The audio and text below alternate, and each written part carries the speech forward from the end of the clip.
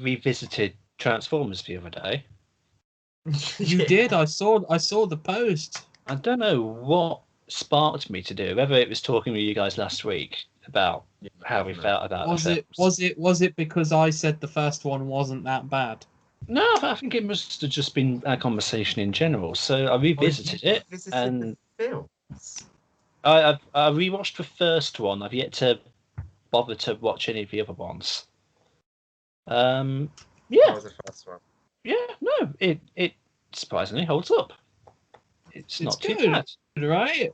I had forgotten just how fast paced it was, though. Mm-hmm. Like See, I think it's. I always used to think it was a bit of a slow burn. Yeah, because the Transformers don't appear until like the 1 hour mark. Mm. But no, like the first half is actually pretty darn quick, and then it slows down about an hour in. Mm. And like, I mean, a lot of the humor is safe. Apart from Mojo pissing on Ironhide's foot.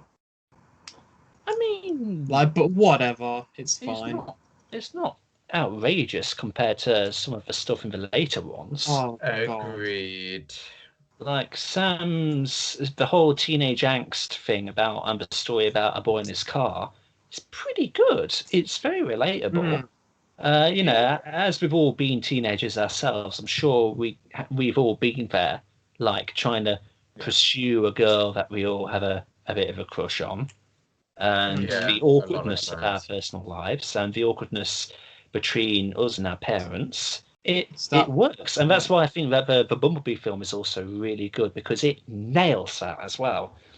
So the first hour of the first Transformers film, pretty good. And then I think the weakest part of it is when Sector 7 turn up at Sam's house, and that entire sequence, and that just doesn't quite land for me. Simmons comes in out of nowhere and he completely dominates the scene, and it just doesn't quite work for me.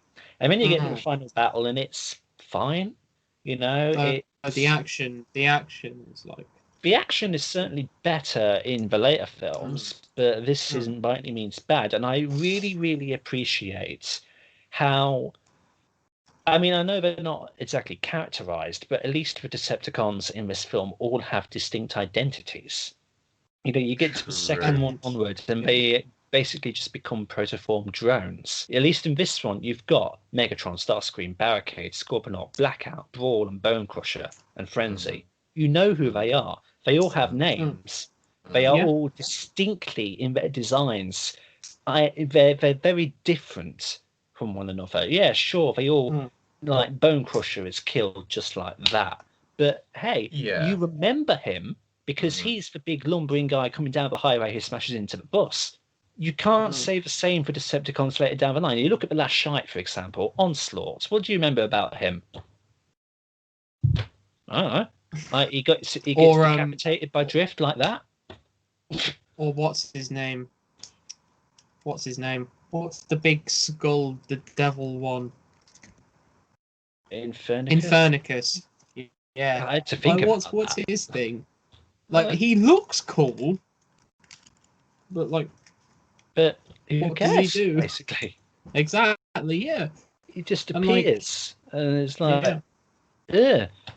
And so, funnily enough, I think like the first film possibly has the strongest Decepticon cast, because it's like the concept in that one were so just distinct. I mean, like Revenge of the Fallen, you've got Demolisher and Sideways at the beginning, but all they do is just run away from people, and they don't do anything. Demolisher's only memorable because of his physical design. Sideways, you don't ever get a clear camera angle on him to actually see what he looks like. And then Soundwave's up in space throughout the entirety of the film, and he does nothing. Ravage is probably the most entertaining one of the lot. The Fallen is a big disappointment, who spends most of it just sat on Mars or whatever. And then the rest of Decepticons are just protoforms. And then, you've got Devastator up there, but he makes no sense whatsoever. And he's also a big gorilla. Yeah, I mean, the third film, you've got Shockwave, who shouldn't be Shockwave because he has nothing in common with who Shockwave actually is. And then and his personality is totally off as well. he has no personality. That's the problem. That's And then the rest of them, apart from obviously the big four, so Shocky, Soundwave, Starscream, and Megatron, the rest are protoforms. And it's like, I don't care. They're faceless drones. In this first film, they all had identities. They all looked distinct, and now we're just like clone troopers. Especially in the second, it sort of started more in the second one. Yeah, definitely, where they get the helicopter dude, and it's like, no, Grindor, I didn't think you were Blackout at all. But they were like, no, he's a different character. He looks exactly the same. I mean, also the Autobot cast is pretty good as well. It's one of the stronger ones. They're all very distinct, especially in their personality. You've got Ironhide, who likes to, test people. He's a bit on edge all the time. You got Jazz, who is a bit of a mildly racist one. Ratchet, who spouts out the exposition all the time. You got Bumblebee, the silent one. You got Prime, the stoic leader. They're all distinct. And then again, the further down the line you go, the less distinct they become. Sideswipe in the second film has like 3 lines of dialogue, and he's just there in the background. You've got the twins, who are racist stereotypes. You've got the RC sisters, who don't do anything. You've got Jolt, who's just there for like 3 shots, and then he vanishes. And then you've got what's his name, Q. Yeah, you go into Dark of the Moon, you've got Q, who is meant to be Wheeljack, who is an Albert Einstein ripoff. And to be fair, he's probably the best of the Dark of the Moon new guys. And you've got Dino, who's meant to be Mirage, who has like 3 lines of dialogue and does nothing throughout the film. And you've got the Wreckers, who are hillbillies and quite offensive, who do nothing. And then credit to the 4th and 5th ones, the team in that return to the standard of actually being quite memorable. Hound is the trigger-happy kind of Ironhide replacement in a sense. You've got Crosshairs, who wants to be in charge. You've got Drift, who is the calm, zen samurai. And they're all good in Extinction, but then in The Last Night, they completely ruin it and they become very annoying, and they're barely in the film anyway, and fuck it. And then Drift is also mildly a bit maybe racist. Yeah, but at least we did get Ken Watanabe to voice him. Like, they did actually get a Japanese actor to play a Japanese robot, so to speak. So yeah, so they got that right. In conclusion, the first film isn't that bad, and I'm very interested to see if when I revisit Revenge of the Fallen, if I will hate its guts, because I probably will.